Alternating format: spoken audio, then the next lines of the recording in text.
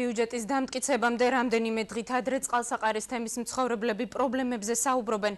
მათი მოთხოვნები ადგილობრივი ხელისუფლების წარმომადგენლებმა გაიზიარეს, თუმცა გაითვალისწინებენ თუ არა ეს მომავალი წლის ფინანსურ დოკუმენტში აისახება. სატელეფონო ანძები, მოძველებული ელექტროგადამცემი ხაზები ზამთარში თოვლისგან გზის დროულად გაწმენდა. ეს ის პრობლემებია, რომელიც სოფელ ნაღვარების მოსახლეობას აწუხებს. ადგილობრივები ამბობენ, რომ ცენტრიდან 35 კილომეტრის მოშორებით ცხოვრობენ და დიდთოვლობის დროს გადაადგილება უჭირთ. ძალიან ბევრი პრობლემებია ამ წუთში დაგროვილი. დავიწყებ იქიდან, რომ სოფელში სატელეფონო კავშირი არ არის.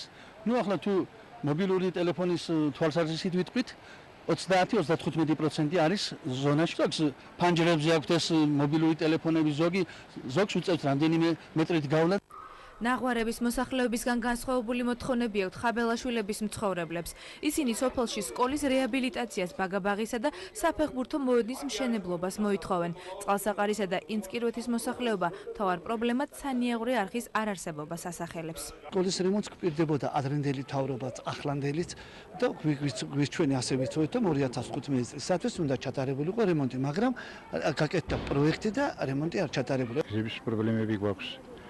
მოძველებულია, გასაწმენდია არხები, ზოგან საწყობია, მილებია, სასაწყობი, შუქობა გვაწუხებს, რაღაც ამიტომ მოიშლება, თითქმის ფაქტიურად იციშება შუქი, აღარ გვაქვს. მინდა ყურადღების მოქცევა, მოწყვეტილი ვართ რაიონზე. წყალსაყარის თემის მოსახლეობამ პრობლემები ადგილზე მისულ გამგეობისა და საკრებულოს წარმომადგენლებს გააცნეს. ხელისუფლება მოსახლეობას დაპირდა, რომ პრობლემებს ეტაპობრივად მოაგვარებს, ხოლო რაც მათ კომპეტენცია სცილდება, შესაბამის სამსახურებთან უშუამდგომლებენ. ჩვენ მოგვიწევს შესაბამის სამსახურებთან წერილობით მივმართოთ, რომ განსაკუთრებით ნაღვარევისა და ინწკრეთის მოსახლეობა უზრუნველყოფილი იქნან სატელეფონო კავშირებით, რა თქმა უნდა ეს ფიჭურ სატელეფონო კავშირზეა საუბარი და რომ ამ მოსახლეობა ჩვენ ყოფილი ცხოვრების პირობების შევსუბუქოთ. მომავალი წლის ბიუჯეტში გათვალისწინებული არის სოფელ ნაღვარევში მინიმოედნის სპორტული მოედნის მშენებლობა ბიუჯეტში არის ჩასმული, ასევე ჩასმული არის ბიუჯეტში სოფელ ნაღვარევში ცენტრში მისასვლელი გაბიონის მშენებლობა, ასევე იგეგმება როგორც წყალსაყარში სოფლის თემის შენობის ადმინისტრაციული შენობის მშენებლობა.